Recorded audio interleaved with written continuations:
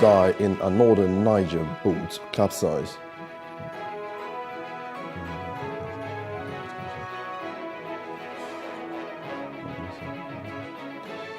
Israeli forces strike Al-Fakora school in northern Gaza.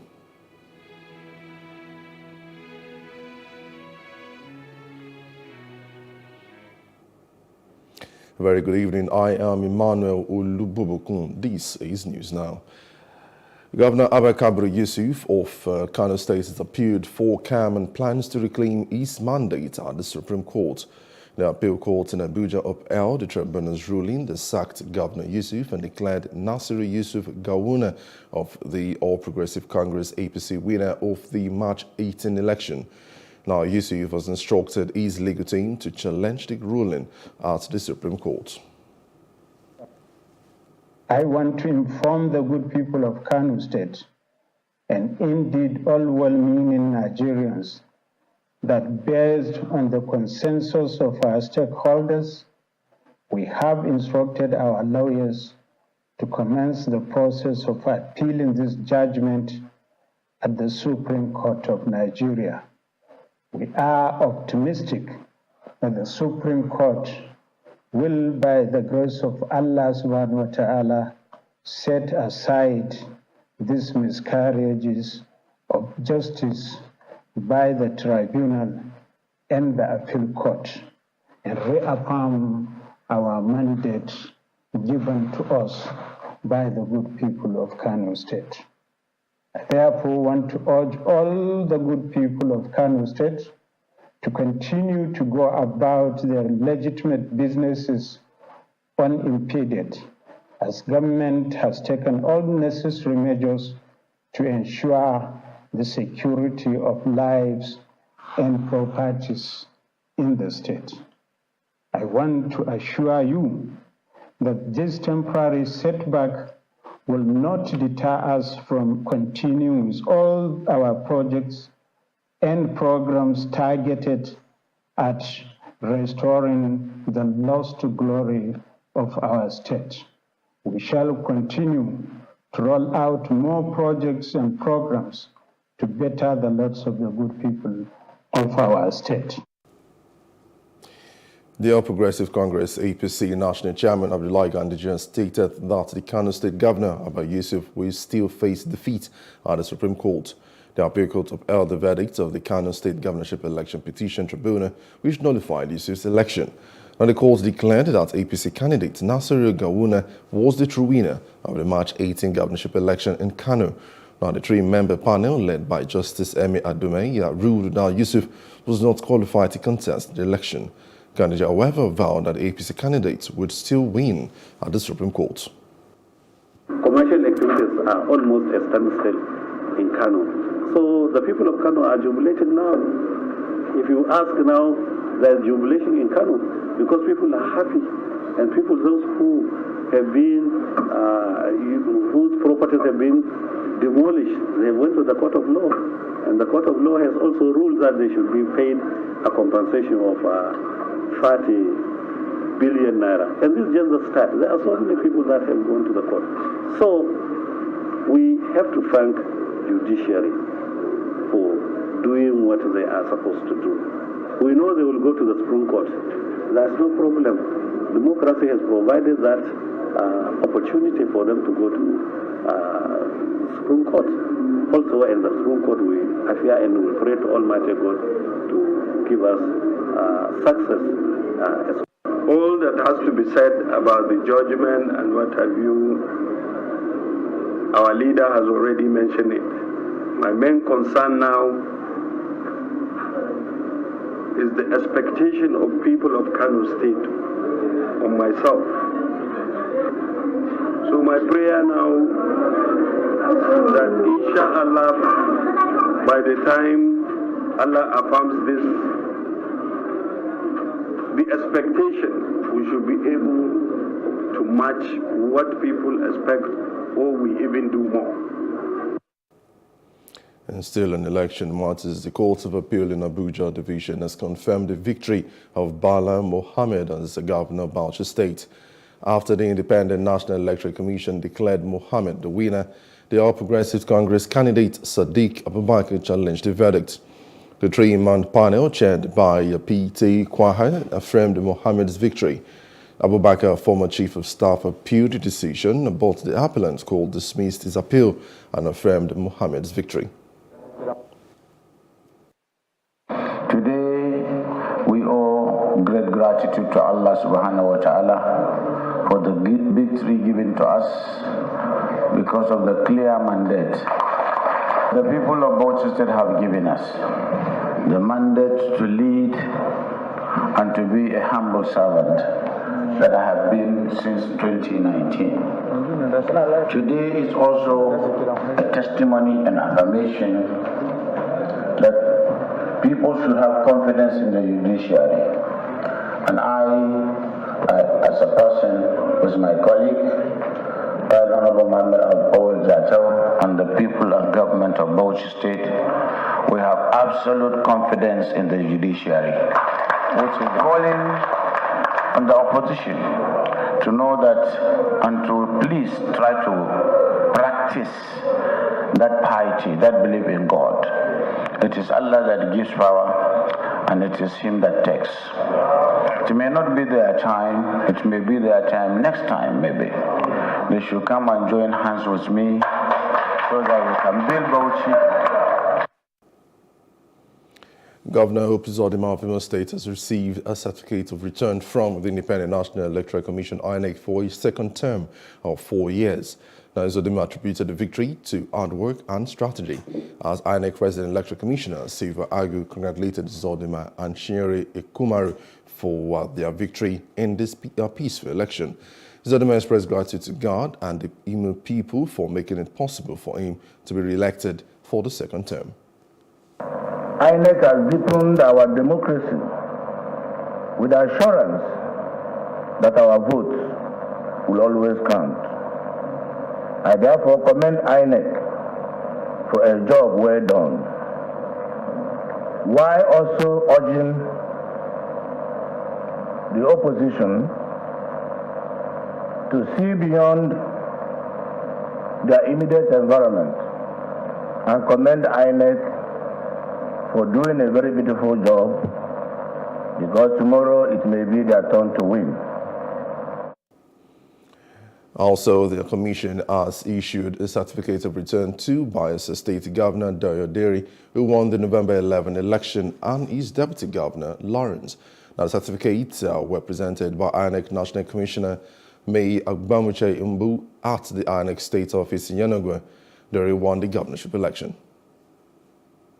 The presentation of certificates of return is a statutory obligation of the Commission, which is in fulfillment of the requirement of Section 72(1) of the Electoral Act 2022, that certificates of return should be issued within 14 days following the declaration of a winner. It's one historic moment for me, for my Deputy Governor, and for the people of Bayelsa State.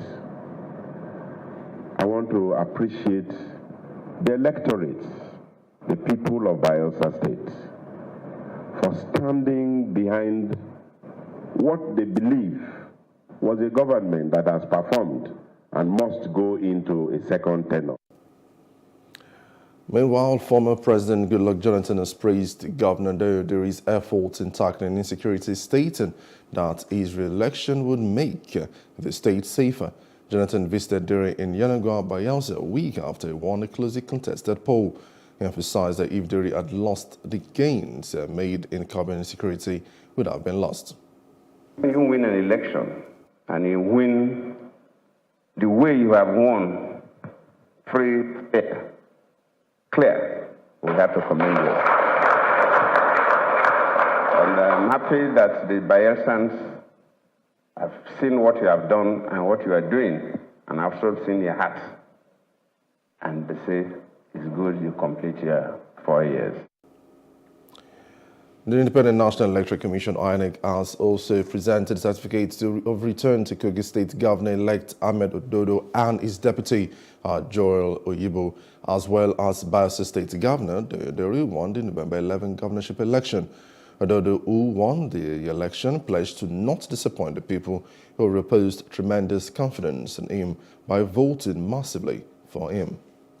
I invite every citizen of our dear state to join hands in building a future that reflects our collective mission to serve our state. To the glory of God, the good people of Kogi State elected freely, fairly, in an exercise that was so free of rancor. In voting centers that should have resulted in a different winner. Now the party is pleading with the Independent National Electoral Commission to recognize Muritala Ajaka as the legitimately elected governor while gathering evidence for a legal dispute with the All Progressive Congress APC. The SDP National Chairman Alhaji Shehu Gabam has expressed disappointment at the disregard for the rule of law. Our prayers are as follows. A. Cancel the polling units affected by overvoting. B. Reverse the observed irregularities. C. Resign on the result declared by the returning officer. D. Declared proper and valid results. E. Rescind on erroneous or lawful return of Ahmed Usman Ododo. F. Declare Murtala Yakubu Ajaka as duly elected governor of Kogi State. At least 10 people have died in a boat mishap in Shiroro local government area of Niger State, according to Garibal Salisu, head of relief and rehabilitation at the Niger State Emergency Management Agency in Sema. Now, the boat capsized around 2 p.m. on November the 16th with 34 passengers, 20 males and 14 females on board. Now, 24 people have been rescued and 1 body recovered, while a search and rescue operation is still ongoing to recover the remaining missing persons. Now, the incident was caused by water ice and strong waves and a drafting tree. Boat accidents are becoming more frequent in Niger State. The Nigerian Defense Headquarters reports that the military has continued to target terrorists, insurgents and extremist groups, resulting in the elimination of 50 terrorists, 122 arrests, 49 oil theft perpetrators and 182 kidnapped hostages. The troops also recovered 66 weapons and 11,474 ammunition. They also conducted air interdiction on a terrorist leader's enclave. Borno State Police have arrested 15 suspects involved in crime, conspiracy, theft, vandalism, and metal scrap possession known as Ajakuta. Now, the suspects were paraded with recovered items like axles, iron rods, electronics, cables, cash, and 2 lorries. Now, 6 were arrested for vandalizing a flyover, while 4 involved stolen metal scraps at Kagal local government. Now, the suspects have been charged and convicted. Were apprehended around custom area, the custom flyover bridge that was built. They were caught in place in vandalizing the bridge. They were stalking out the pillar of the bridge and removing part of the iron rods of the bridge. Yes, so among them we have 4 main prime suspects and other 2 accomplices who are also accompanying them in stealing these materials, which they sell to local traders, which we popularly known as Ajakuta people.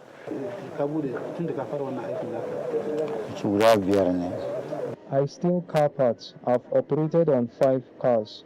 When I open them, I steal things like batteries, laptop, bags, and others. I sell some and the rest I give it to friends as gifts to sell.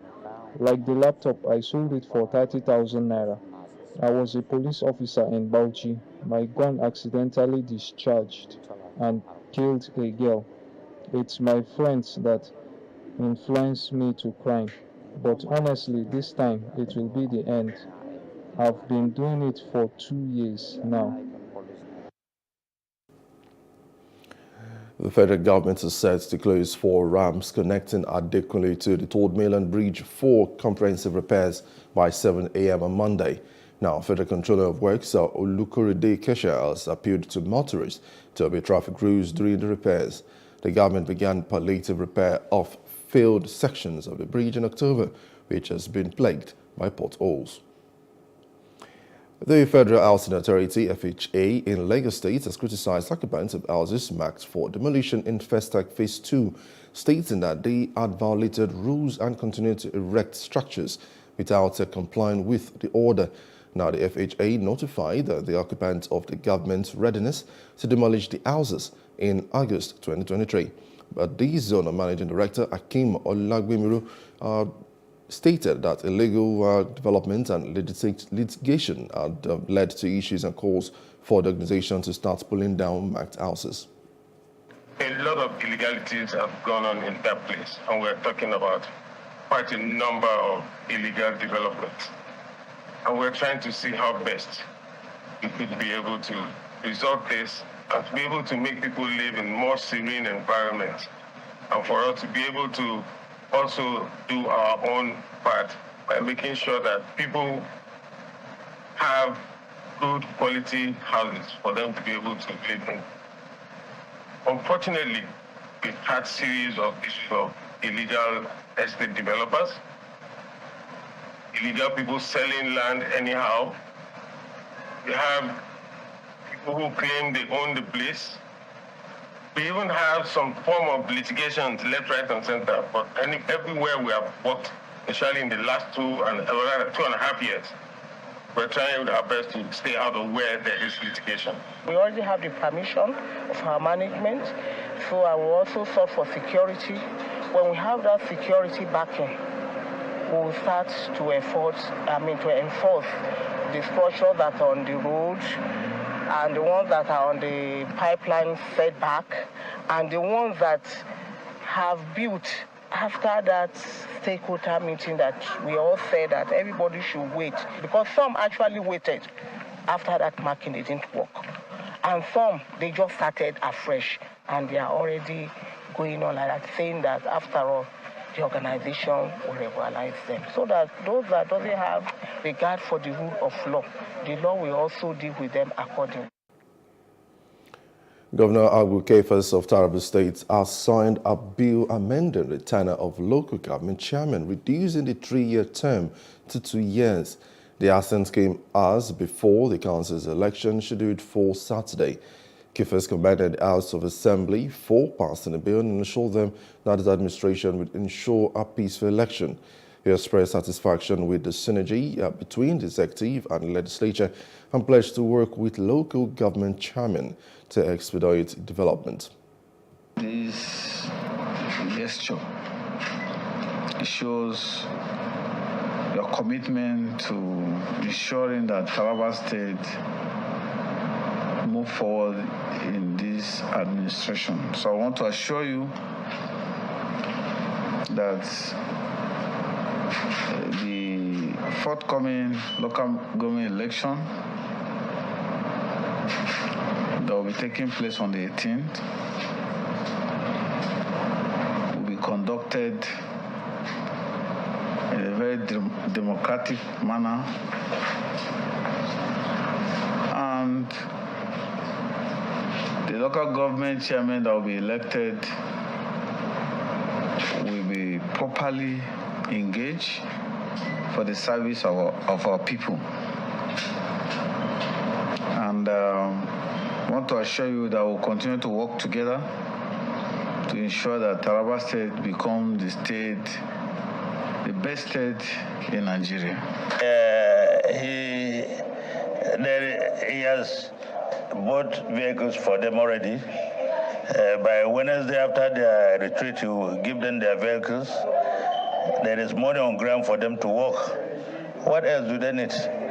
Where there is no money, that is the time you doubt whether these people can be able to make an impact within 2 years or 1 year. The Daily Trust Foundation has paid a sum of 650,000 naira to the Nigerian Correctional Service for the release of 9 inmates in Nasarawa State. The inmates who were convicted of criminal conspiracy, trespassing, theft, and receiving stolen properties received 5,000 naira each as transport fare back to their homes. Now, the foundation aimed to decongest correctional facilities and urged the released inmate to avoid social vices. The controller of the Correctional Center in the state praised the Daily Trust Foundation for its humanitarian services. So 1 or 2 things I would say. You've been here for I don't know how long. Maybe you are here for 3 months, you are here for 4 months, you are here for 5 months. And what is done here is what we call correctional. You have made a mistake before, and the officers here have trained you in a manner that you should live like a better person in the society. So those of you who are living today, we are encouraging you that what you have learned here, go and practice. You have been told how to behave. You have been told how to relate with people. You have been taught one skill or the other. By the time you step out, you must go and practice those things. Those virtues that you have learned, you have to make your family proud. They will say, this person, he was at the correctional center. When he came back, he's a better person. They will help you. If you need to go to school, they will pay your school fees. If you want to do business, they will say, okay, we are giving you capital to do business. They can even marry a wife for you if you are not married. The controller also asked me to tell you, those of you that will surely regain your freedom today, as you are going home, go home and turn out to be a good life. Live a free, crowd life.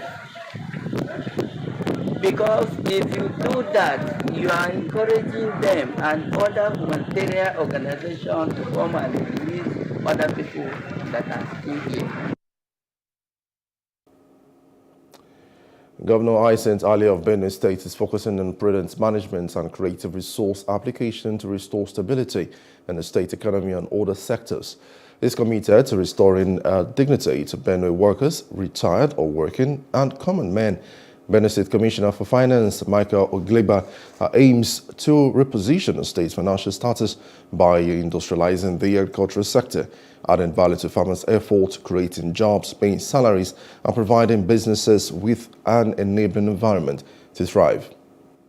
We intend to ensure that, first of all, that we grow the economy of this state.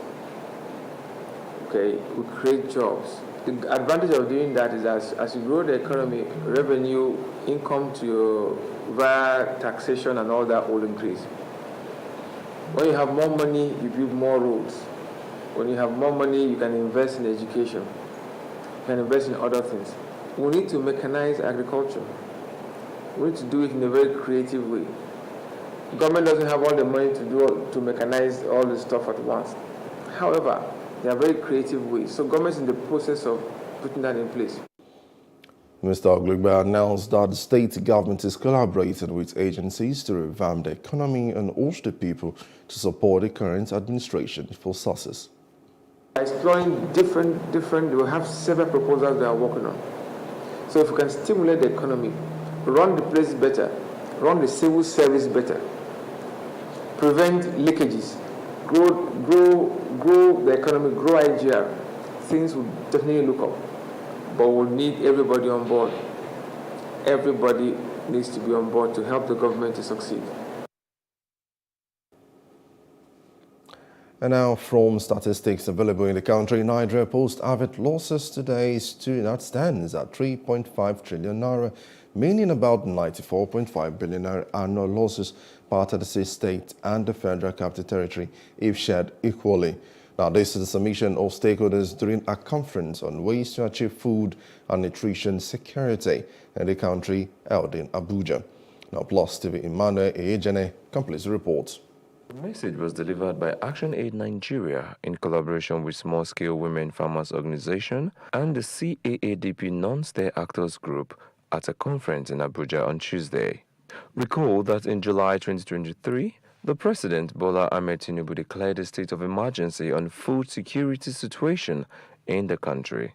For now, the key areas to address these losses is to focus on reducing this alarming rate of post-harvest losses through the provision of access to processing and storage facilities for farmers in the country. So we are talking about where there is quick win.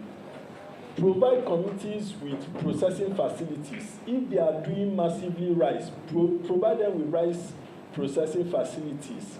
if they are doing massively cassava, provide them with cassava processing facility. If it is maize, different value chain, and we can get that. Then you can also see that access to transport is only 10%. So we are in a dire situation. So imagine if we can save 3.5 trillion into our economy through this type of investment. This support should be given to cooperatives. Let them own it and run it. One of the key areas for quick wins and results for our food and nutrition security is to focus on reducing our alarming post-harvest losses. Post-harvest losses is one of the foremost challenges faced by smallholder farmers, especially women in communities in Nigeria. It devastates our efforts and income, leaving us poorer and continues to hinder Nigerians' food and nutrition security. The group also stated that 133 million Nigerians are living in poverty, and out of this number, 106 live in rural areas with agriculture as their major occupation, which is why the government must invest heavily in agriculture. But Nigeria's economic growth has not delivered inclusivity, resulting in widespread and alarming poverty and inequality across the country. Economic growth can only be inclusive if it reduces both poverty and inequality. Therefore, if smallholder women farmers are to benefit from the implementation of this agreement, trade barriers facing women must be dismantled through adequate investment, public investment in agriculture, especially in post-harvest losses, reduction support. With this investment going towards processing facilities, storage facilities. The group also made some recommendations. The president and the state governors should take charge of the agriculture sectors for our food and nutrition security by deliberate massive investment, especially in post-harvest losses reduction. Number 3, the federal and state government should concentrate on small cottage processing and storage facilities in communities based on different commodities to be owned, operated, sustained and expanded by smallholder women farmers cooperative.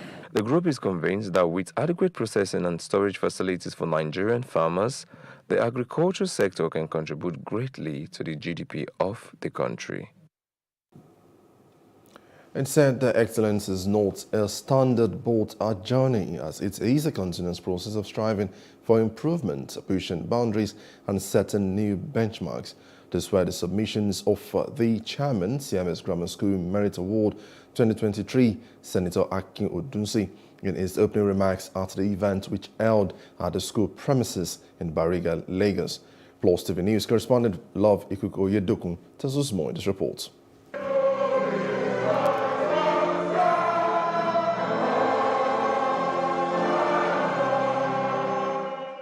Grammarians from within and outside Nigeria are well represented here. The Venerable Adelaja Hall was filled to capacity with the old grammarians accompanied by their families, friends and loved ones as they relished the moment. And quickly, they settled down to the day's business.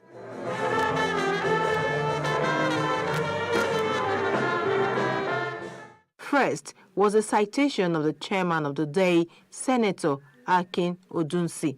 Senator Odunsi commended the commitment of members to excellence, which he said has remained the driving force behind the growth of the school. As we come together to recognize and celebrate excellence, we acknowledge the toil and remarkable achievements of individuals, sects, chapters, and branches who have demonstrated exceptional performance, ingenuity, and a tireless commitment to preserving the great legacy of our This was followed by an opening remarks by the President, Old Grammarian Society, OGS, Cyril Ogbekene. The President said the concept of the Merit Award was ingrained in the reward system culture of the CMS Grammar School as an institution. In hindsight, most, if not all, grammarians present here would agree that the concept of the Merit Award we run today is ingrained in the reward system culture of the CMS Grammar School as an institution. And the truth can say the fact that the ever-invigorating lyrics of the world's best school song resonates in the enduring culture of our family. Now, the awards proper. The Outstanding Grammarian Award went to late Venerable Dr. Yinka Omololu.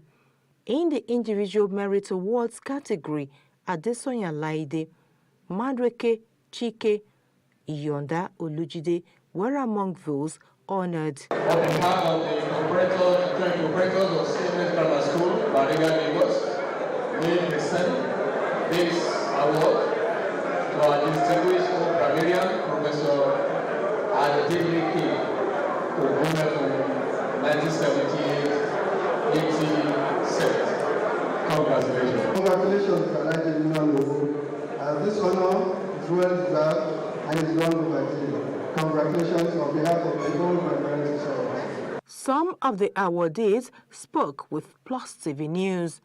With so much nostalgia, they relieved how CMS Grammar School helped in preparing them for the future.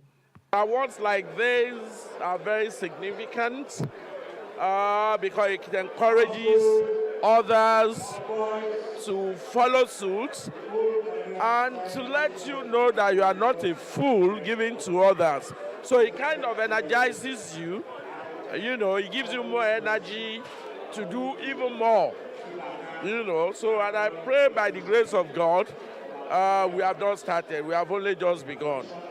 With an air of fulfillment, the President of Old Grammarians, Cyril Ogbekene, spoke on the significance of the awards. What we're celebrating today is excellence, is consistency, is focus and determination to be the very best that you can be. And that is what we are celebrating. We celebrate it for those who have left school. We celebrate it to inspire those who are still in school. There are people from the UK, Europe. There are recipients from OGS America, and in point of fact, OGS America has got a class or this branch set award. So that's as global as it is. The first documented Old Grammarians Merit Award was held in 2001. Love Ikuku Oyedoku, Plus TV News. Still ahead, Liberian's George Weah concedes to Joseph Boakai in presidential polls. Details from Rita.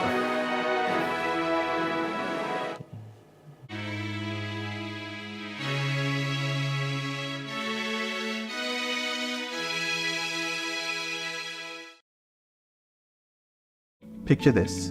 You're sitting at a table, ready to indulge in a mouth-watering meal. Stop.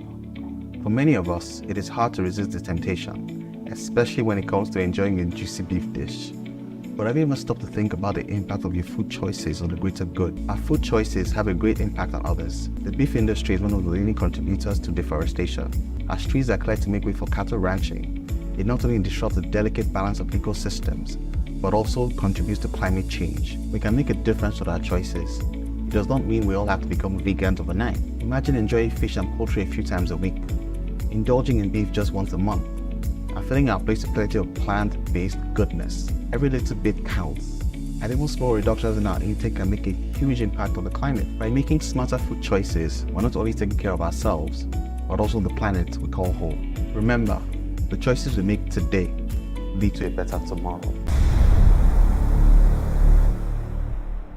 An African girl somewhere is sitting at home, accompanied by dreams that seem so far away. Africa is one of the continents with the highest out-of-school percentage in education, and girls are at an early disadvantage. The sub-Saharan Africa records about 18 million out-of-school girls. This gender gap extends to the tech space with a projection of only a 33% global female workforce representation in tech firms for 2022.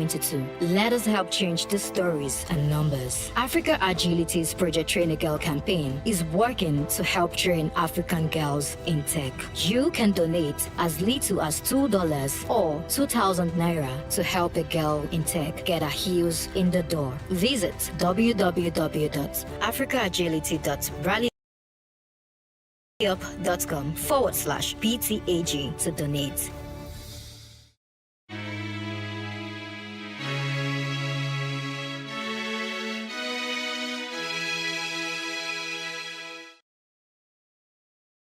Glad to have you back. Now, moving on to other parts of Africa. Joseph Boakai has become Liberia's new leader after his rival and sitting president, George Weah, considered a tight election to mark a peaceful transfer of power in a region that has recently seen many military coups. Now, the country's Elections Commission said on Friday that the 70-year-old Boakai, a former vice president, has managed to secure a narrow victory with 50.9% of the vote to Weah's 49.1%. Now, with almost all the votes counted. Now, the results mark a considerable shift compared with 2017 when former international football star Weah had succeeded in defeating Boakai comfortably by garnering 62% of the vote. Now, he had ridden a wave of public hope to the presidency, promising to combat poverty, develop the country's ailing infrastructure, and crack down on injustice and corruption. But voters grew disillusioned over time, and the 57-year-old Weah was accused of failing to live up to his election promises to improve conditions in the West African nation. Regardless of the result of Friday's vote, the fact that the president considered even before the final official tally was announced is significant, as seen 8 military coups in the past 3 years, raising concerns about the fall of the democratic process. Dr. Joseph N. UP, votes obtained 814,212, constituting 50.89%. Weah George Mane CDC, votes obtained 785,778, constituting 49.11%. I'm so glad today to tell the Liberian people thank you very much for what they have done. The Liberian people have spoken. I want to say congratulations to you all. JMB has played his part, and he got more to do for the Liberian people. We are here tonight to serve. Now, the timetable for Gabon's transition will conclude in August 2025, aiming to meet international demands and meet legitimate expectations. Now, the main highlights include a presidential election, a referendum and a new constitution, and an electoral code reform.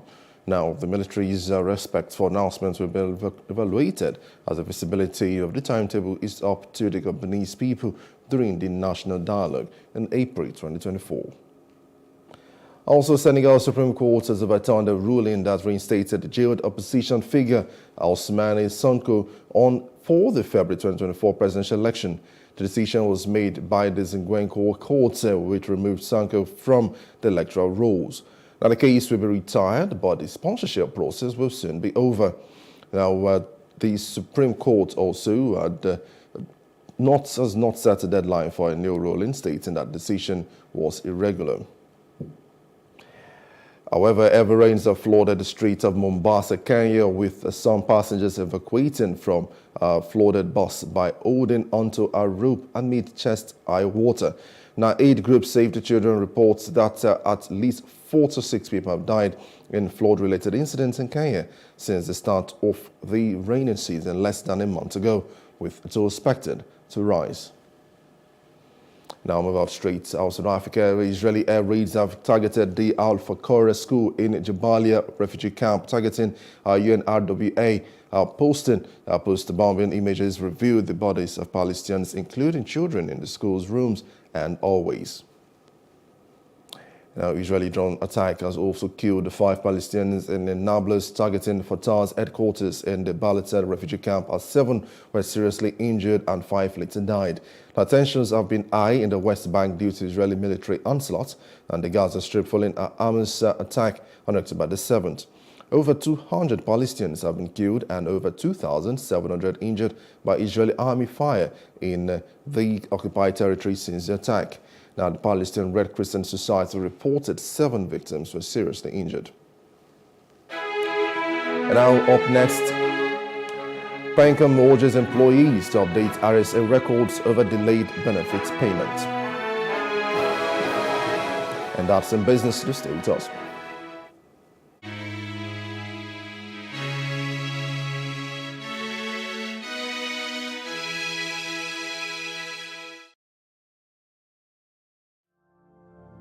My name is Adejokela Sisi. I'm the founder and creative director of Planet 3R. At Planet 3R, we convert textile and plastic waste into eco-friendly products. The motivation actually came from a rural community in Ibadan here. Whenever it rains, the whole place, people will not be able to go inside the community. If it rains overnight, people will not be able to go to school, they will not be able to go to work. Anytime the water now goes away, you now realize a lot of waste. And I was like, this is actually the root cause of this problem, improper waste management system. Then I look at it that, what can we do to solve this problem? And that was how I started using the weaving skill that I've acquired from my mom since I was 9 years old. Then I started using it to weave those waste to now make sure that we now convert them into beautiful items like bags, shoes, even clothing. I actually participated at Womenpreneur Season 3, that was 2021. One of the things I really gained at that time was business development. You know, it's not just about the talent now or having to know how to convert the waste or having the idea, but to be able to put it into a successful business. I really appreciate what Access Bank is doing for entrepreneurs. Let us now say women now, because most of the time women don't really have much of these advantages. I love the fact that there's an initiative for women. I want to encourage you to make sure that you go and apply honestly. Your life will not remain the same again.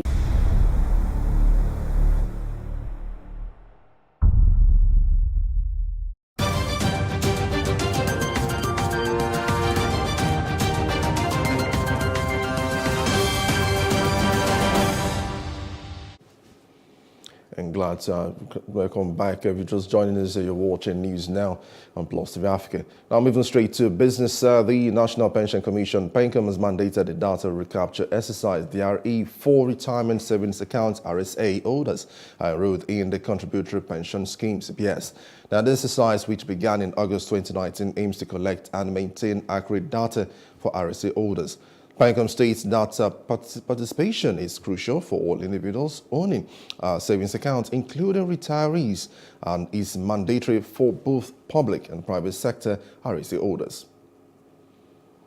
Still in business, Seplat PLC Director of New Energy, Effiong Okun, has announced plans to build a $250 million gas plant in Sapele, Delta State. The announcement was made during the Nigeria Oil and Gas Outlook event, which aimed to attract a substantial investment to Africa's largest economy. The Nigeria holds the largest natural gas reserves on the continent, and exports have increased significantly in the past 23 years. Effiong has stressed the importance of the private sector in driving investment in the oil and gas sector, highlighting the government support and ensuring a secure environment for sustainable growth. And now coming up next is entertainment news.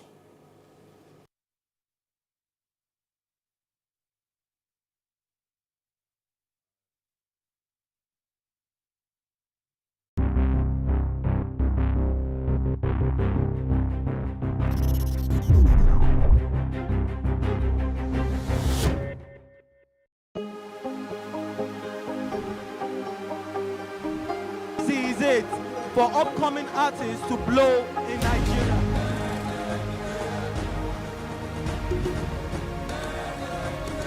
Welcome to Plus Trending.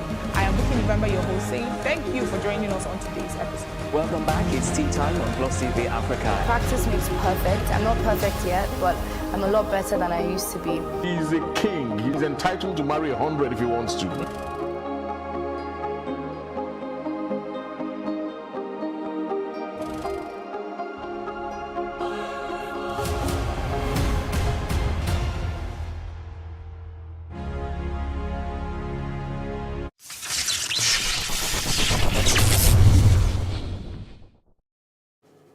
Glad to have you back. We apologise for that earlier, but moving straight to sports. Nottingham Forest striker Taiwo Awoniyi has withdrawn from the Super Eagles squad to face Zimbabwe in our 2026 World Cup qualifier in Kigali, Rwanda.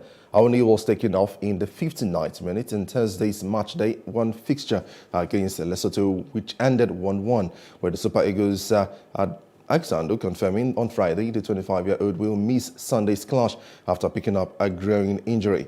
Now, a post on the social and Super Eagles X page reads that Taiwo Awoniyi has left camp for his base due to a pain in the groin and returns to England tonight after discussions between his club doctors and the Super Eagles medical team. Now, in spite of Awoniyi's absence, Joseph Peseiro has enough quality in his team as the Portuguese tactician can call upon either Terem Murphy or Sadiq Umar. As in sports, five-time Olympic champion Ellen Thompson-Herah split with her coach 8 months before she will attempt to defend her sprint titles at Paris 2024. Now, according to our management, our team, the 31-year-old parted with Aseneke Osborne because of the extremely excessive terms sought by the coach. Now, the Jamaican won 100-meter, 200-meter and 4x100 gold at the Tokyo 2020 after winning 100-meter and 200-meter gold at Rio 2016. Now, she is the second fastest woman in history over 100 meters. And now, a quick recap at the main news again. Governor Kabir Yusuf has vowed to reclaim his mandate at the Supreme Court.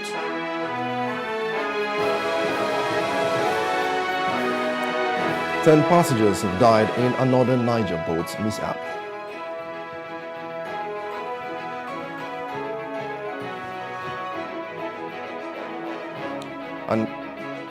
And Israeli forces have struck Al-Fakura school in northern Gaza.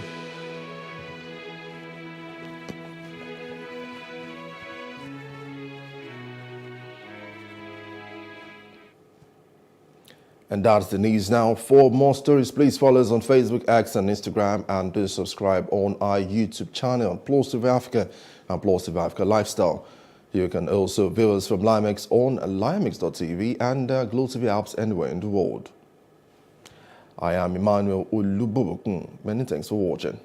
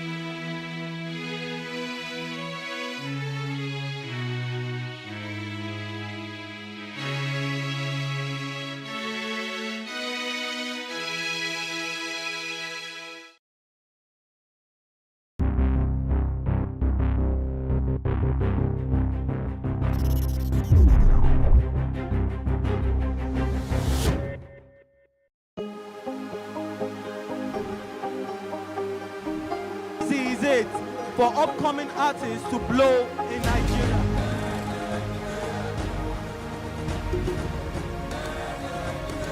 Welcome to Plus Trending.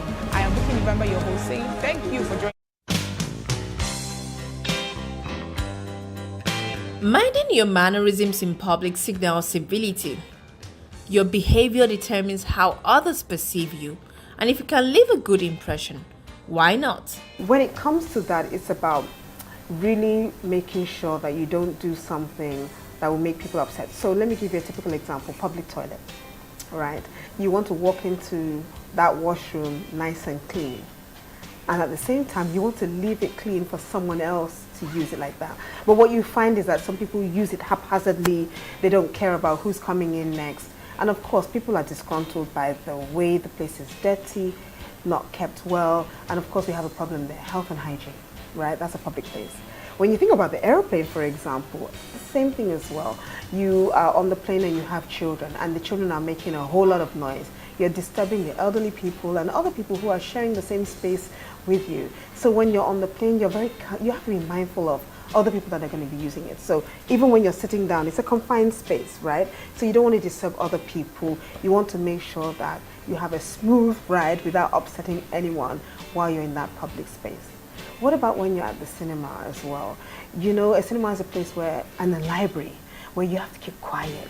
You don't want someone to keep telling you, shh, shh. What does that mean? You're not supposed to use your phone when you're in such places, like a library, for instance. Then you're in the supermarket as well. A whole lot of things. And many places where people are, I won't say maybe ignorant of other people, right? They think they're in their home. So you're in a reception in a restaurant, or you're in the reception of a hotel. You're not going to put your feet on the desk, on the table, and you're watching the TV as if you're in your sitting room, right? So people wouldn't like that. I've seen cases where some people are in they're in the not waiting room. There's a public place where you can sit down in a hotel, right? And some people have taken off their shoes, put their feet on the table, and their hand behind them, they're watching the news and like, hey, this is not your sitting room. You don't do things like that. Then when you talk about dining environments, you're in a restaurant. I have literally seen people, and I've done videos on it as well, where they've given you a napkin, it's for your hands. Wipe your hands down because you're about to eat. Then guess what happens? You see them using the same napkin to wipe their face, to wipe their hair. I've seen them do this. I'm like, oh, this is not the bathroom. So it's really about perception and how you want people to see you when you're in a public place. When in the public, it is important to be courteous and respectful of others. You might not always know the rules, but if you make a genuine effort to be considerate of others with the intent not to disturb them, the conscious effort would show. For me, I would love to see an environment where when we see something that is not right, we correct. I've done that severally, and I'm brave enough to do that. And most times when I finish speaking to the person says sorry, because maybe at the time they were doing it, they didn't realize how bad it was and the consequences to another person. But most times you find that they are truly sorry because it just didn't come down to that. The rules of behavior when we're in public vary from culture to culture. If you've ever been to Singapore and you're in a public train or any public environment, you're not allowed to chew chewing gum. And they made it a law. So now people are very conscious. Don't chew chewing gum, you get fined, you can be imprisoned. So they've made it part and parcel of their life. However, culture is an ever-evolving phenomenon that changes as the needs of the people changes. We all have rights, but it has limitations where the exercise of your rights begins to infringe on the rights of others. Behaviors such as playing music or videos loudly on your phone in public, receiving calls loudly in public places, or even blowing horns arbitrarily can be seen as offensive. Here are some common etiquette to take note of in public. Offer up your seat. If you're in perfectly good health, offer your seat to anyone who is either in poor health or pregnant. Make commuting easier for those who need it. Let the waiter come to you. Never yell or wave your hand at a waiter while dining. Make their job easier by being patient or politely get their attention when they pass by. Know your audience. Be aware of who's around before engaging in hot topics. Respecting people's sensibilities is the proper way to behave. Make sure to tip. Tipping is essential for certain employees to make a decent income. Make sure to leave a tip as a token of your gratitude whenever possible. Even services you might not think of, like a haircut or dog grooming. Say excuse me.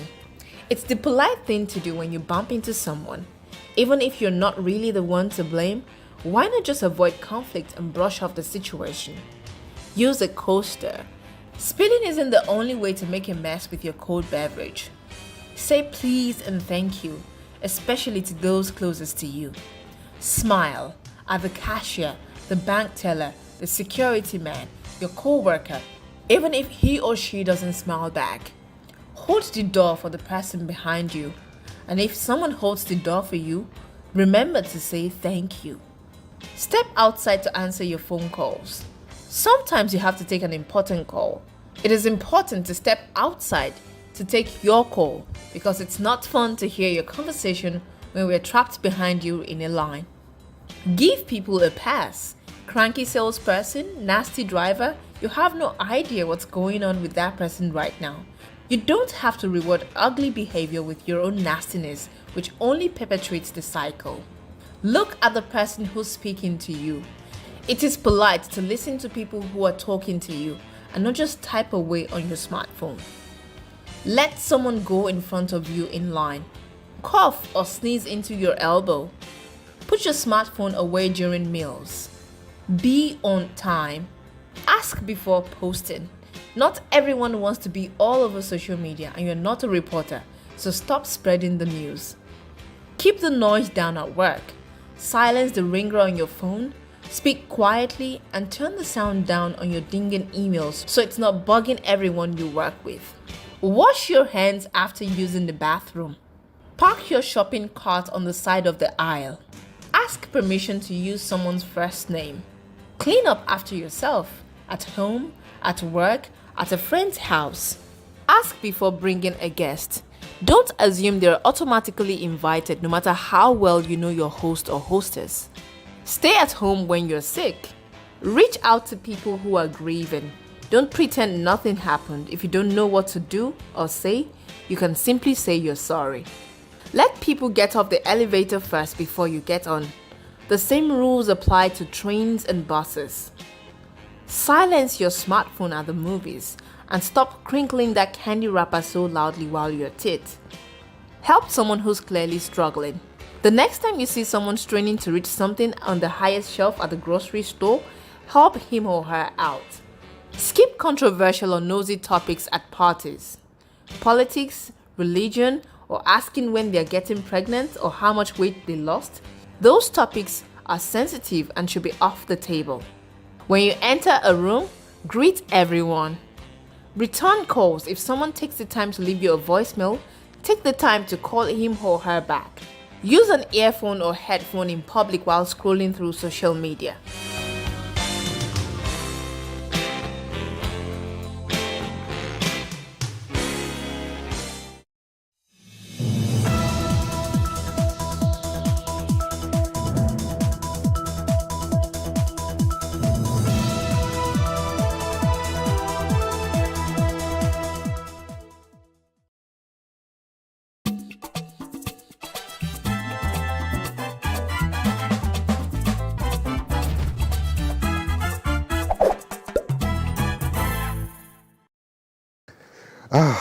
What a relief.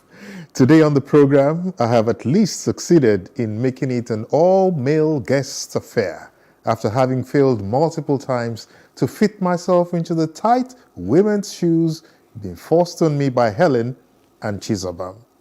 2 male guests, both of them ready to deal with our carefully selected topics on your favorite wholesome program. Welcome to Today with John and Helen, live on PlusTvAfrica.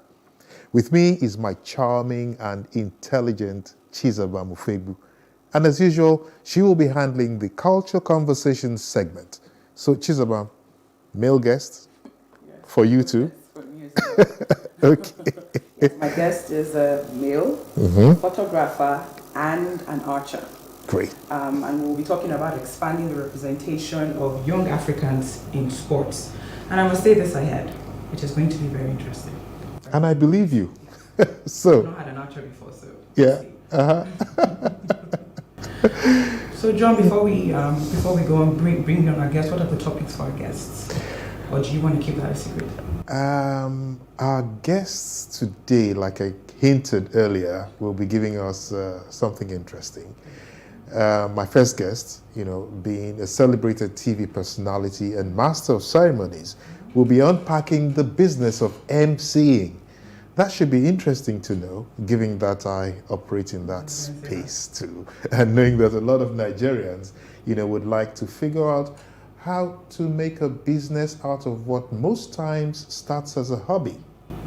There's a lot of money in that industry. And your second guest? Yes, my second guest will be looking at leveraging AI in the Nigerian business space. So it's all business today. But tell me, Chizoba, what would you say has caught your attention this past week that you may want to share with us? Christmas. It's smelly.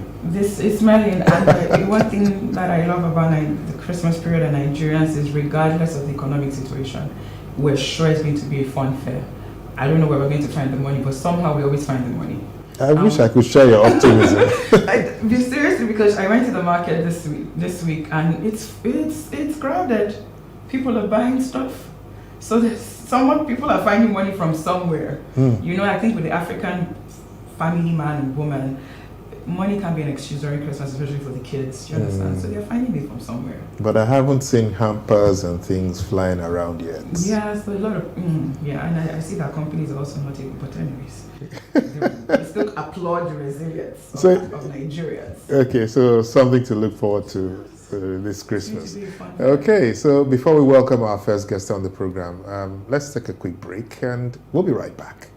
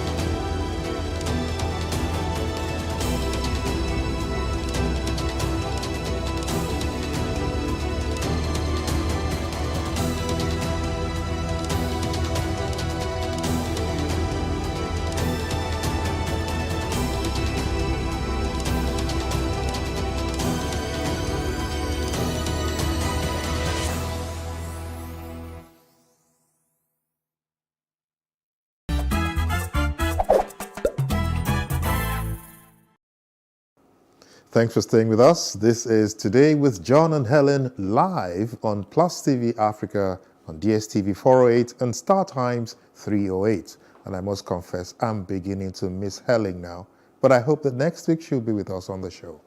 My first guest has a highly intimidating profile. He's introduced presidents, vice presidents, members of the National Assembly, state governors, cabinet members, and other top government officials, and countless corporate, entity mavericks.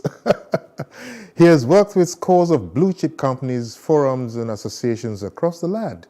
And he is president of Power Talk Services, a public speaking and talk service provider business with a mission to provide first-class, top-rate solutions to clients' talk needs.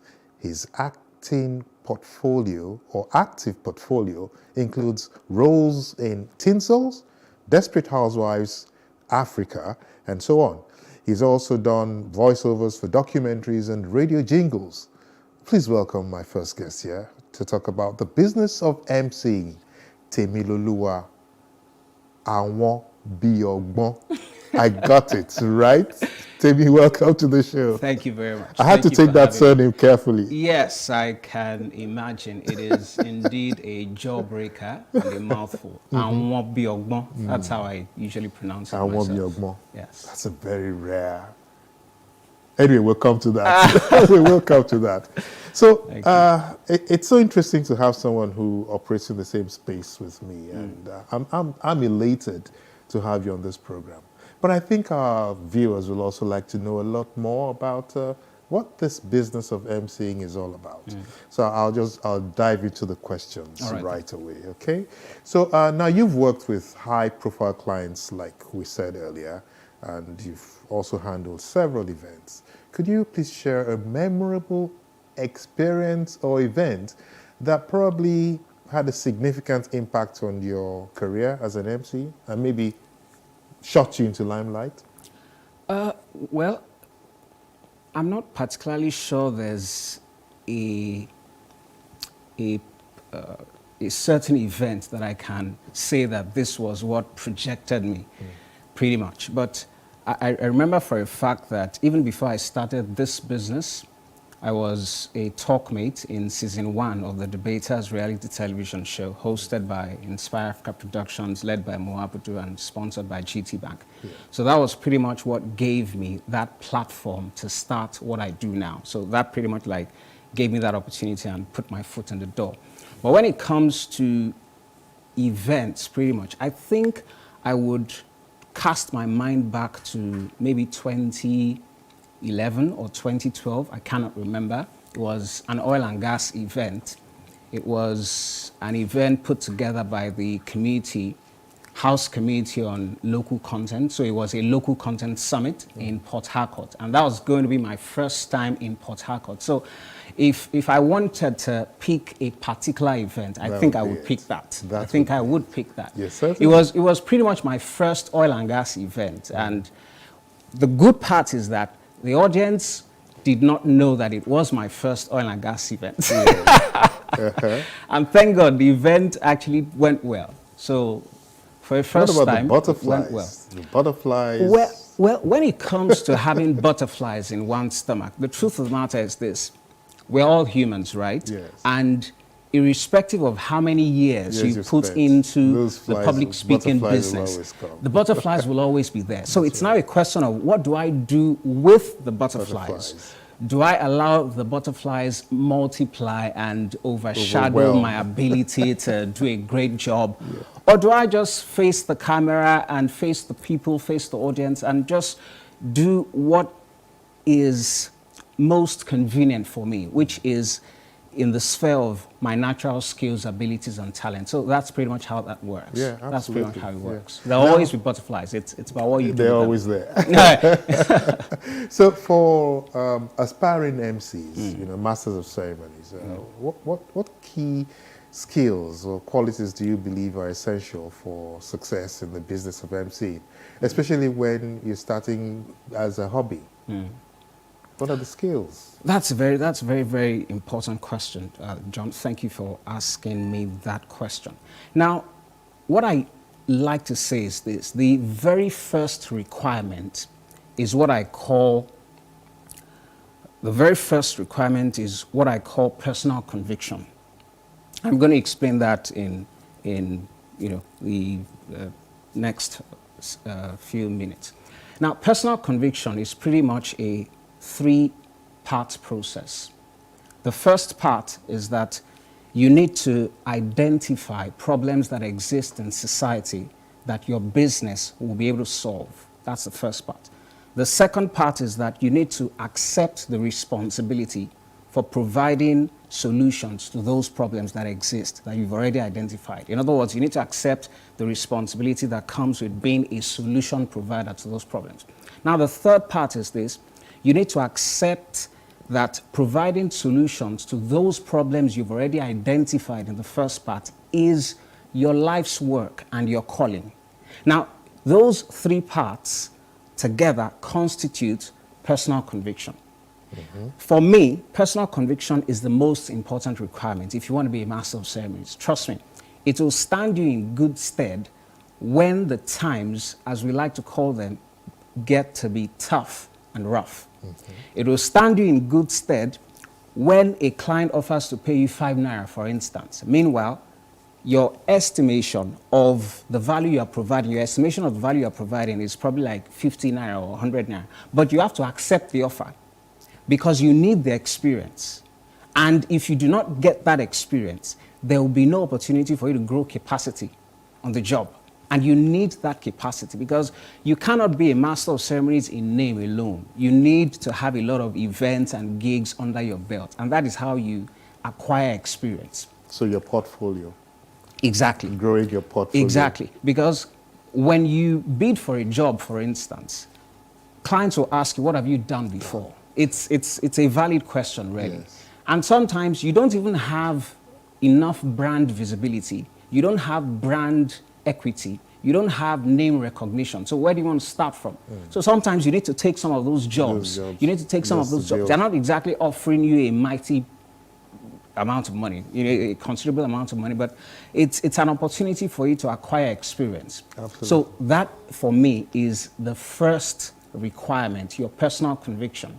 Because when you have clients who do not really appreciate the value that you bring to the table, your personal conviction will stand you in good stead and ensure that you show up for work and put out your A game and do a great job. So that, for me, is the first requirement.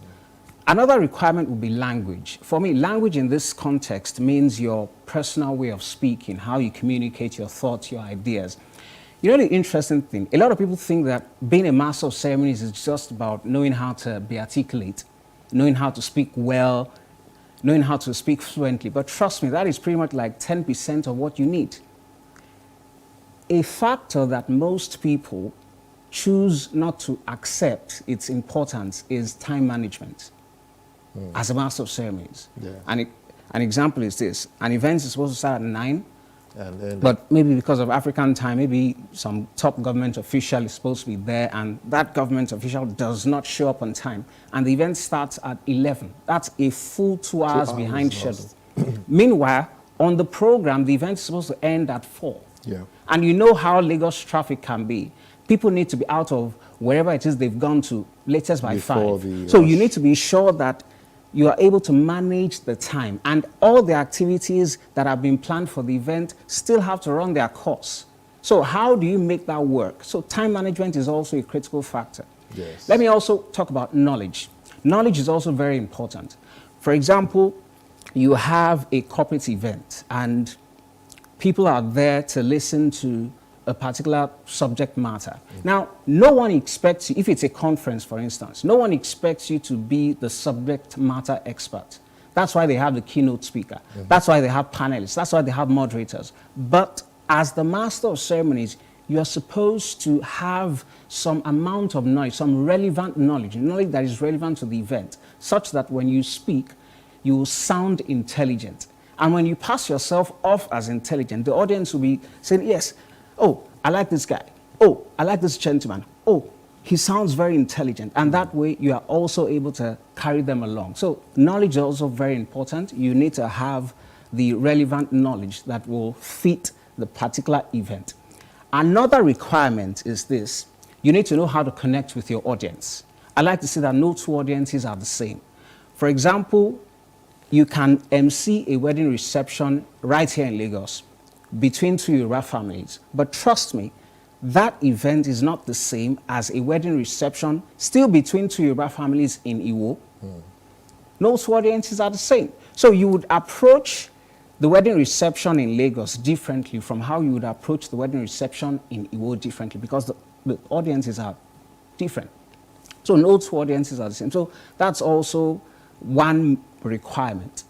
Another requirement pretty much is the ability to find humor in situations. As a master of ceremonies, no one expects you to be a comedian. I always tell people, look, I'm not a comedian, all right?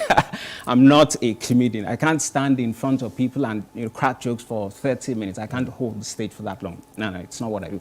But I have a good sense of humor. I like to see humor in everything. It could be a witty remark here, a one-liner there, an anecdote there, but the truth of the matter is this: you need to be able to see humor in everything, and that requires some level of spontaneity and the ability to think on your feet. And preparedness. Oh, definitely. Preparation is very, very important. You don't, I usually tell people, look, I don't walk into a room blindfolded. Yeah.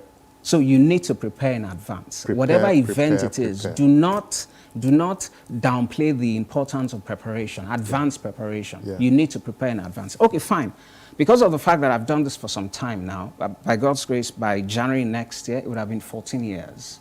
14 years of being a professional talk service provider, as I like to say, because that's a general cultural term for 5 service streams. But pretty much, people know me as a master of ceremonies, which is one of the service streams. So yes, because of the fact that I've spent a lot of time, a considerable amount of time doing this, you can call me at midnight and say, oh, Temlola, there's an event that's going to start at 7. And because of the fact that, okay, I have some considerable experience doing this, it might not take me so much time to prepare for the event in advance. I've had experiences like that. There was a client that called me at past 12. I was on my bed because I'm not one who goes to bed very early anyway. So I was still awake at the time, and I just checked my phone, and there was someone reaching me on WhatsApp. Our first statement was, oh, Temlola, I'm very sorry. I'm doing this in a very, very unprofessional manner. But hey, I need your help. There's an event that is going to happen in the morning, and I need you to be there. I was like, okay, no problem. What are the details? Where is it happening? What kind of event is it? And I was there about 2 or so hours before the event started. Oh, interesting. Punctuality is also very important. Okay, you know what, Temlola? Just so that we don't turn this into a master class this morning. Let me just ask you. Now, in the interest of people who are not experienced in emceeing, right? What would you say would be the right way to manage challenges? Because we are always scared of the unexpected, right? What if? What if this happens? What if that happens? Which do you think would be the best way to handle those what ifs? When you talk about challenges, are you referring to challenges on the job? On the job. Okay, like you go to an event. You go for an event, you're going upstage, and all of a sudden the lights go off. Okay, fine. Okay. The truth is, sometimes you may not really be able to predict how the flow will be. And for the most part, no one plans to have an event that won't turn out in the expected format. So yes, the truth of the matter is this: despite the fact that, oh, we had rehearsals all night long, we had countless meetings, production meetings, vendors meetings, the whole works, everyone who was supposed to do something was there well before time. When the show starts, yes, anything could go wrong. So at those times, it is your responsibility as the master of ceremonies not to be too hard on yourself. Try to be cool, try to be calm, and try to be collected. Because your composure has a way of being transmitted to the audience. Yes, it can rub off on the audience. And trust me, as the face of the event, you want to be sure that you portray the event in good light. It also speak well of the organizers eventually. So sometimes when those challenges arise, your best bet is to try to take it in your stride. Don't let it get to you. Just accept it as a way of life and try to see how you can find a way out at those times. Because the challenges can be pretty much from anything like the mic not working when you're already on stage and you're speaking into the microphone. That's not the time for you to wear a frown. Because when you wear a frown, everyone can see it. And for me, I wear my expressions on my face. So I have to remind myself, Temlola, you are on stage. You need to smile. Because it was something that I actually did learn while on the show, the debaters. I mean, I had to practice the art of smiling. I had to practice the art of smiling because I'm someone who does a lot of internal thinking and all of that. So it has a tendency to show on my face. Okay. So you need to be very cool, you need to be very calm, you need to be very composed, and just try to see how you can, well, in a way, make light of the situation and try to ensure that the audience is at ease. Because irrespective of what happens, you are still supposed to be in control of the situation. Yeah. So even if you do not have the experience, trust me, anything can happen at any time. So your best bet is to remain calm and to pass across information to the audience in a timely manner such that they will also be at ease. Whatever situation it is, I'm sure that it will not last forever. Yep. And even if it does last interminably long, well, I'm sure that and you know once you are calm and composed, it'll be a lot easier. What I call that is confidence. Oh, great. Yes, yes, because, you know, you have to remain calm. True. And you have to show confidence and control. Confidence, yes. So I've been able to coin that word, confidence. I like that. Yeah, I'll borrow you that. Oh, great! I was going to ask that. Can I can I borrow that from you? Yeah. Yeah. So I like that. In your opinion, Temilola, how has the business of emceeing evolved over the years, and what trends do you foresee for the future of hosting events? Well, as long as life remains in this present form, there will always be events. There will always be physical events. I know for a fact that when COVID happened, no one saw it coming. So the switch from physical events to virtual events was so rapid. Yeah. So it was a case of, look, this bus is about to leave the station. So it's either you're on the bus or you'll be left behind. But good enough. I mean, this is 2023, so COVID was pretty much 2020 and a little bit of 2021 and all that. So a lot has changed since that time. But the truth of the matter is this: going forward, there might be a mix of opportunities. For example, these days you don't have strictly physical events. COVID has introduced the word hybrid into the event lexicon in Nigeria. Before COVID happened, we never had hybrid events. You just had to be there. You had to be there.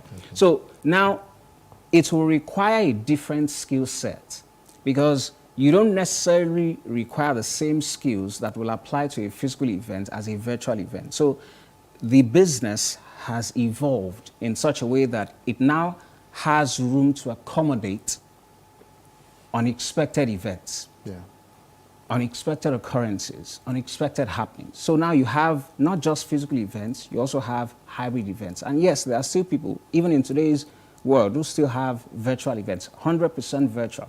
So you need to be dynamic in terms of the skills that you acquire.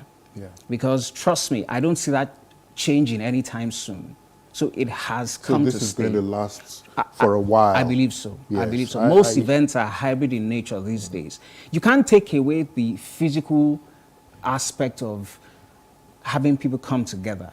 But yes, in addition to that, trust me, there'll always be the online component. So you need to know how to not only manage the audience that you can interact with in person, but also the online, the virtual audience. Because sometimes you even have your speakers, your panelists and moderators joining online. That's right. And when you introduce that kind of dimension into the event, that also adds some layer of complexity into it. For example, I was at an event last week. It was in Abuja. And one of the panelists was joining us online.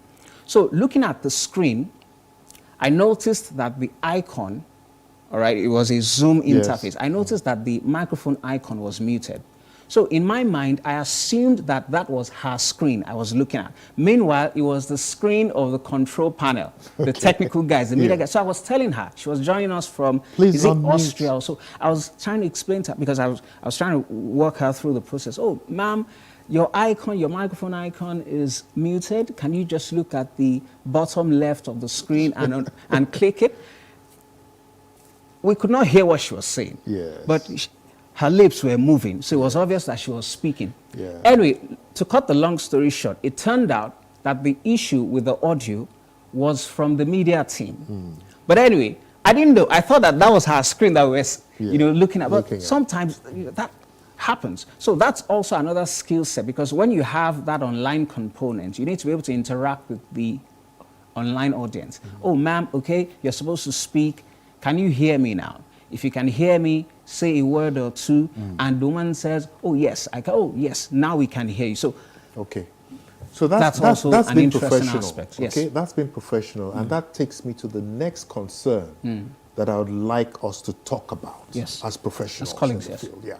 Now we have comedians, and a lot of comedians are getting even more corporate and serious-minded events than the professional MCs. True. What's your take on that? I believe for a fact that everyone has their role to play. But the truth of the matter is this: it is easier to MC a role, MC an event that is not strictly a corporate event. Now, for example, I MC all kinds of events. I like to think of a master of ceremonies as being of two forms. Number one, you can be an all-purpose MC. Number two, you can decide to find a niche market to play in. Now, for the comedians, they do a great job, and I respect their profession. They're also professionals, and trust me, they are very good at what they do. I mean, I've worked with a number of them in the past, and I can say for a fact that, yes, they're very good at what they do. But the truth of the matter is this: when it comes to the corporate setting, for instance, you don't really find a lot of comedians that can make that transition.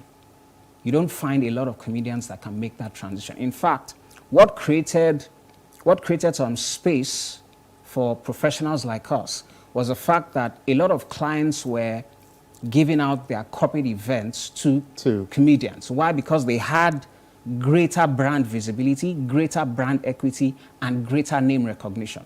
So based on the fact that some of those comedians were unable to do justice to those events, to deliver on the job, the clients now started looking for other options. So that was what created an entry point for professionals like us. Because I remember when I started in 2010, a number of clients had that to say. Oh, I hope you're not a comedian. I hope you're not coming here to spoil our event. And those were their exact words. And I said, oh, no problem, sir. I don't do jokes, but I have a good sense of humor. Okay, fine. Let's try you out, and let's see how it goes. So let me say no more. I think you've made the point, right? I mean, horses for courses. True. Because if you want an event that will be managed by a comedian, go get it. Go get it. They'll do a great job. But job. if he runs your event from 1 o'clock till the day after and the day after, don't blame anyone. A professional MC should be able to manage your time and the content. So that's the point I'm trying to make. Now, we're running out of time. Could you please share some insights into the behind-the-scenes aspects of public speaking and talk service, that people might not be aware of? Okay, what readily comes to mind is the fact that it's not enough to have a skill. You know, for the most part, a lot of people are so, especially young people, young people are so excited about the possibility of doing what they love to do. You know, there's this buzzword. I don't like to use it, but I'm just going to mention it because we're having this conversation. It's called passion. But, truth is, look, passion is good. But, passion has to get to that point at which passion is able to pay your bills. Passion has to get to that point at which passion is able to sustain your standard of living.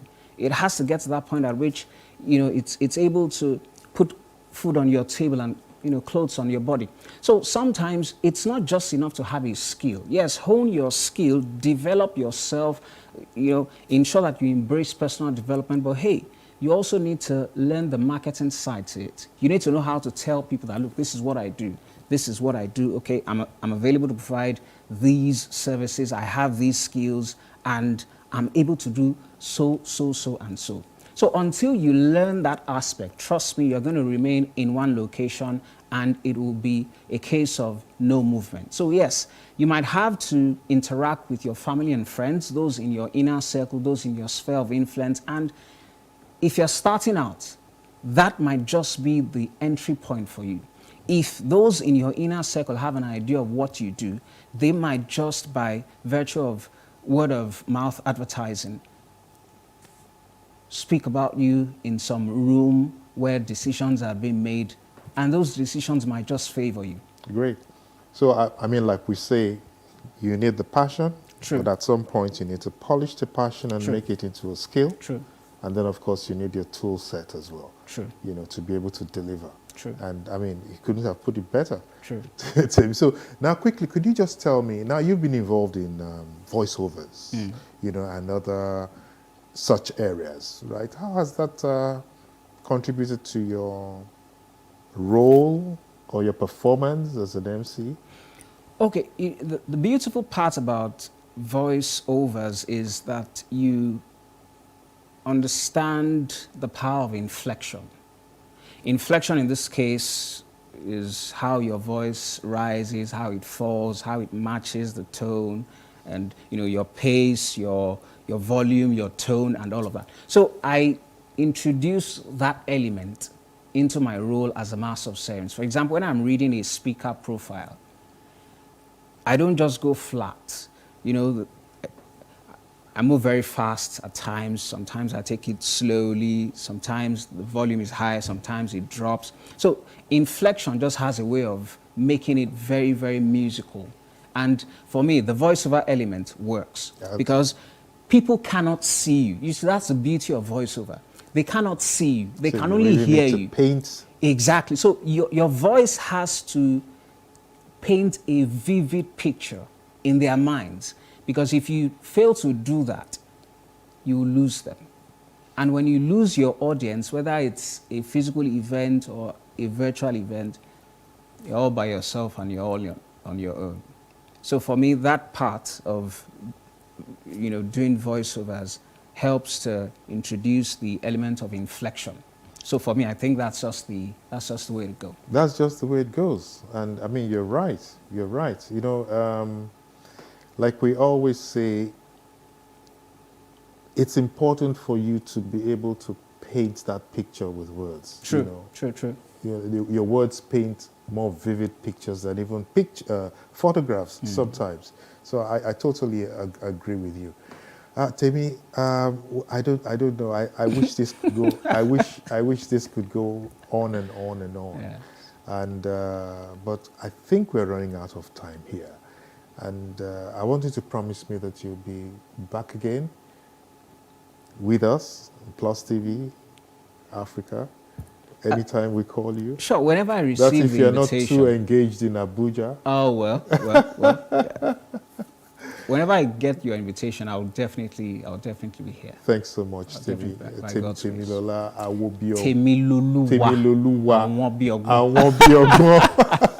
Wow. A lot of people say that, oh, I like how you pronounce your name, because it's a switch. You know, you've been speaking English in the very, very fast and polished way, and suddenly you don't anglicize your name and you go all Temiloluwa. So, wow. So, what an eye-opener there. I guess so many of us in the business of MCing must have taken away a lot of tips from Temiloluwa Awonbiogbo. Many thanks, Temi, for coming to the show. Next time, we hope to have you. Thank you for having me. So next up, our second guest, an IT enthusiast, and more importantly, an astute businessman who has influenced his space in many ways than one, will be joining me. But first, let's take a quick break. This is Today with John and Helen live on Plus TV Africa. Stay with us.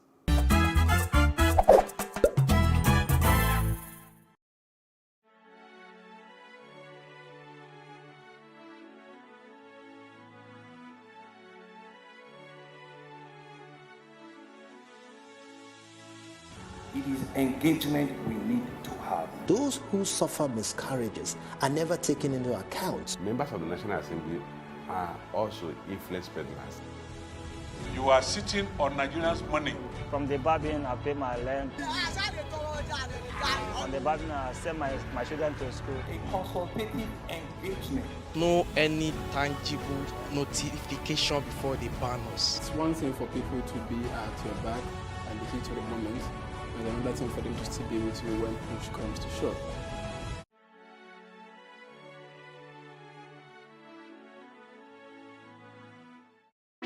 Hey, what's up, guys? You're welcome to another edition of Plus Event, and I remain your host, Ifeoluwa Oshukeye. Your absence isn't an excuse anymore, as Plus Events is all you need, as we bring you the glitz, the glamour, and loads of fun. Oh, definitely, right? No question. He's a living legend.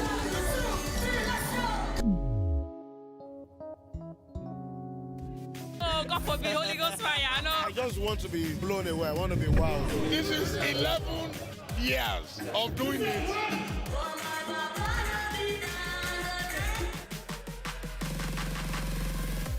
I'm surrounded by so much positivity. No, it's okay. Yo, what's up, my people? It's your boy Starboy Terry. You're watching Plus Event on Plus TV. Stay glued to Plus TV Africa every Saturday and Sunday, 4:30 p.m. West African time.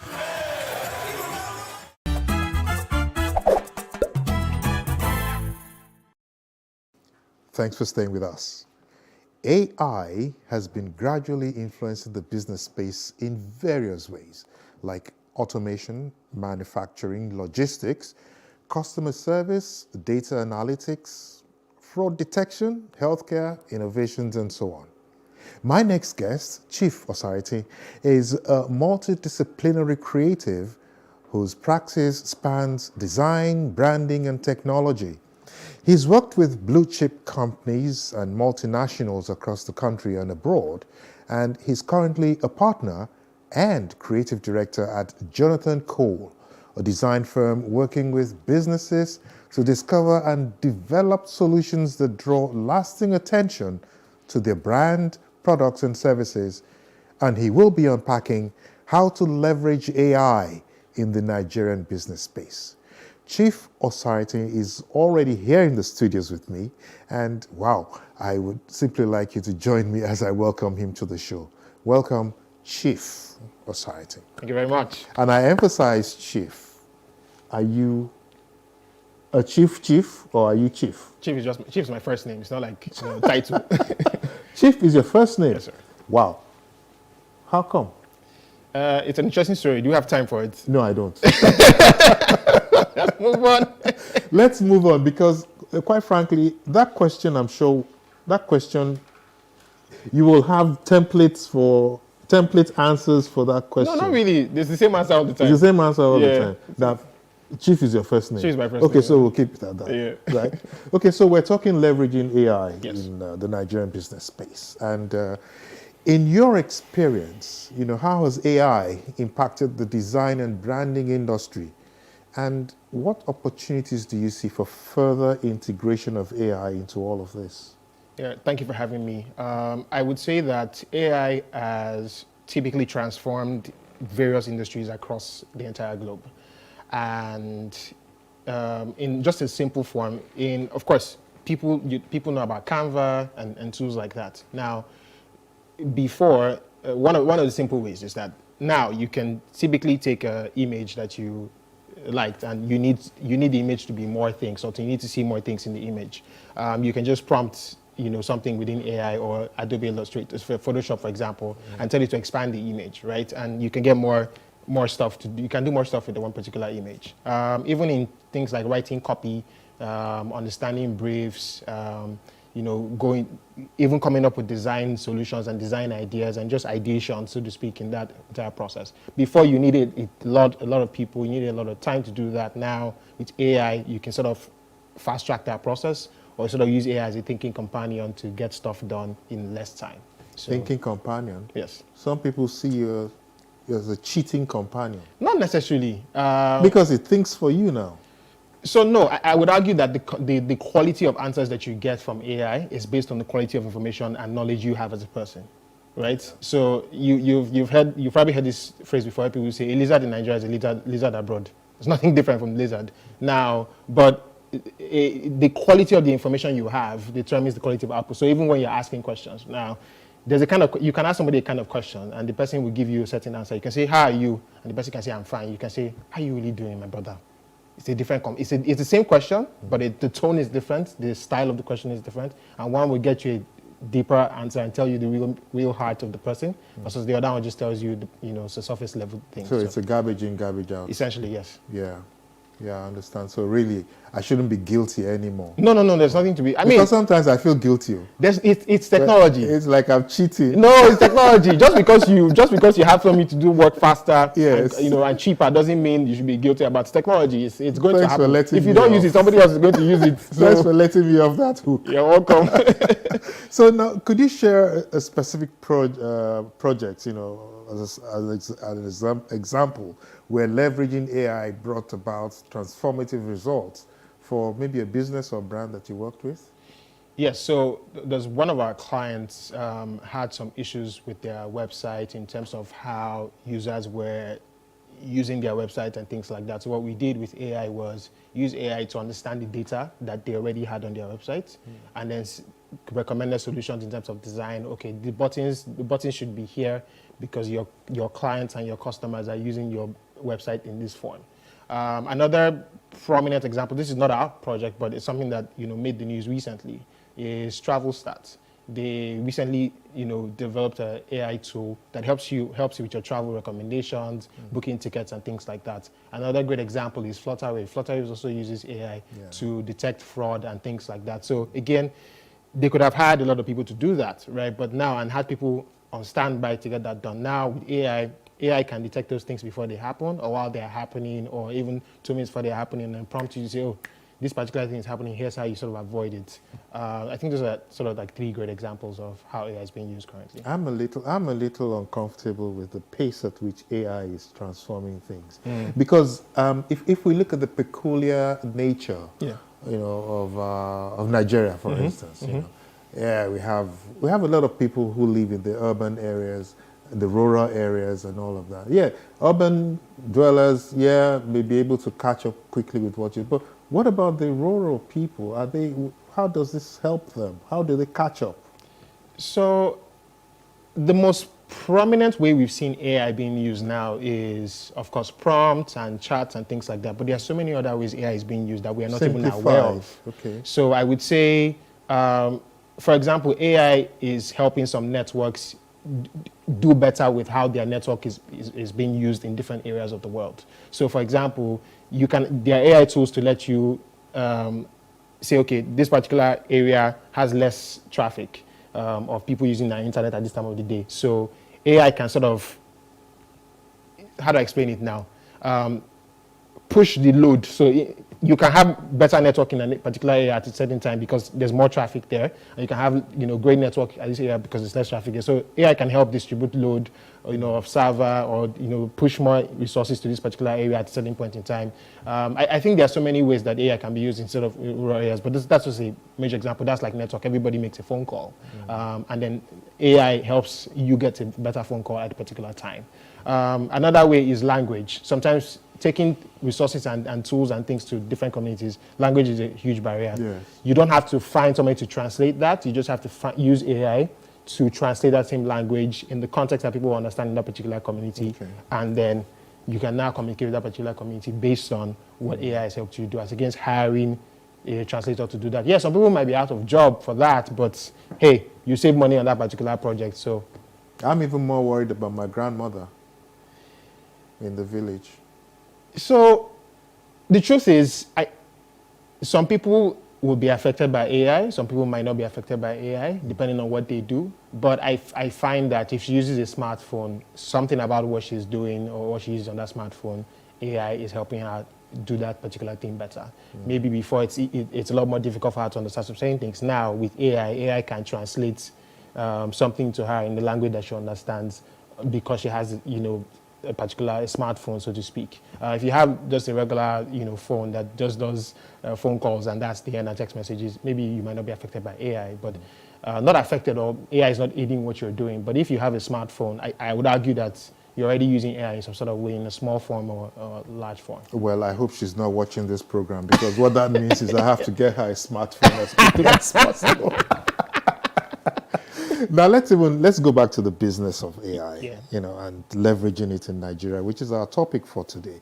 What do you think are the key challenges and benefits of incorporating AI into the operations of Nigerian businesses? Because now it's a global world, and I know that all of what you're talking about, is worldwide.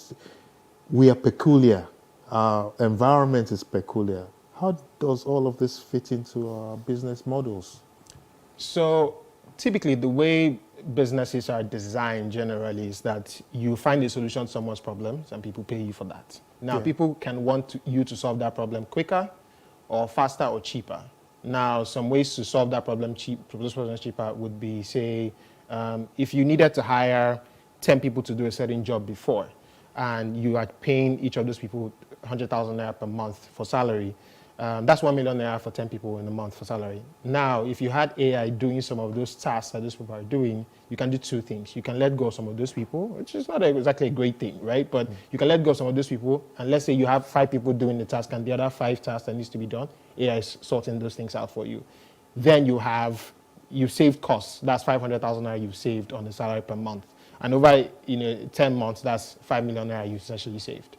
AI can help you sort of solve some of those issues. Another area is data, understanding your data. You can use AI to sort of comb through your data and get a better understanding of what your customers are doing and buying, and then make a better purchase decision, or how to, sort of, when you're buying more products or introducing new services. One other great example that I find is with TravelStart, for example, embedding AI. AI can help you find deals at certain times or recommend a better travel route for you. You might not need to chat with a support staff on the go, but AI can help you sort of find your path for travel, to anywhere you want to in the world, because you don't have to hire people to do that per time. Now, AI technology can be there any time of the day to solve people's problem in any language they want. Also, with AI, you can reach more people, because now the language barrier has been reduced. Before, you needed to hire people to convert a lot of your data and your information to the language people understand. Now, my mother or your mom in the village can easily go on TravelStart, and AI can speak to her in her native language and help her book a flight ticket, so to speak, if she wants to. Yeah. Chief. I'm putting you in trouble. You worry me. You worry me. You worry me. Honestly, you worry me, because we have to wrap up in another 2 minutes. Could you just give me a little hope for small and medium-sized enterprises? Any hope for them to catch up with this AI thing? Yes. Find any of the AI tools you can use and start to implement it in your business. Start to learn how to use these tools. Start to find ways to integrate these things into your daily life, or into anyhow your business runs. From ChatGPT or Bard or any of the AI tools available out there. I'll hold you to that. No problem. Yeah. Great stuff, Chief Authority. Thank you very much. I must say that. Have we spoken for 5 minutes? It feels like we've it's like it's been shorter. We've been shorter, so that means we need more time. We have to do this again. I agree. So you see, times have changed for those of us who are still wallowing in the dark ages. AI has come to transform the world. And indeed, it's important for all of us to plug into this new wave of technology. So there we are. Chief Authority, our second guest on Today with John and Helen, taking questions on how to leverage AI in the Nigerian business space. We'll take a break now, and when we come back, my lovely Chizabam engages her guest on the Culture Conversation segment. Chief, thanks so much for coming. Thank you very much for having me. Okay.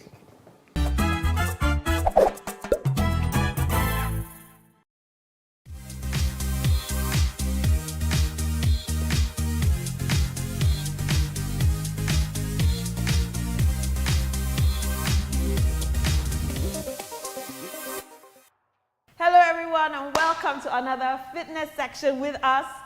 at Alpha Fitness Studios. My name is Dolly Phillips and this is Elvis Echo, and we're going to be taking you through a HIIT workout today. So today we're going to work for 20 seconds and rest for 10 seconds. I have my timer here with us. So before we start, let's start with a quick warm-up. Everybody hands up, deep breath in.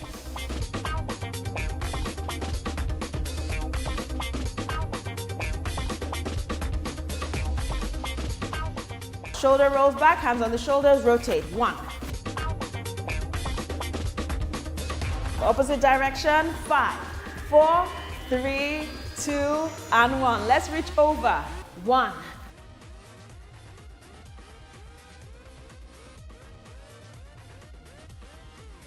3, 2, and 1. Now let's roll downwards. Release those hamstrings. 2. Very good. Nice and slow. 3. Good job. 4 and 5. Knees up. Let's go touch those knees. Wake those abs up.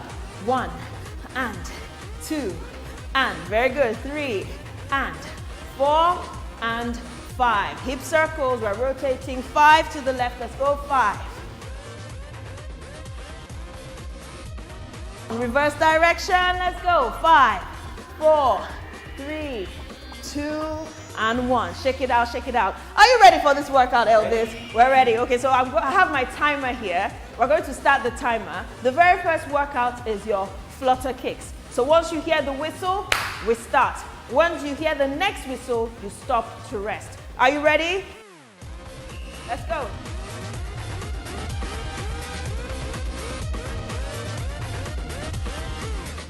If you can't kick this out like this, just kick out like this for me. Yes?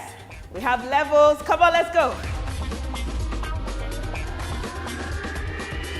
2 and 1 and rest it. Okay, the next workout, high knees. So we're going to jog on the spot with our knees coming up high. Are you ready? In 3, 2, 1, let's go.